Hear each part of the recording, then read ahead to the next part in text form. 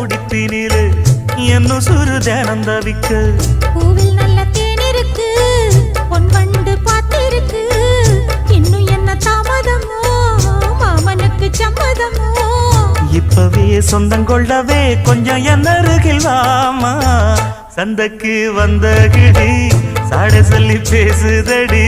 சந்தைக்கு வந்த மச்சான் சாட சொல்லி பேசுவதே முத்தம்மா முத்தம்மா பக்கம் வர வெக்கமா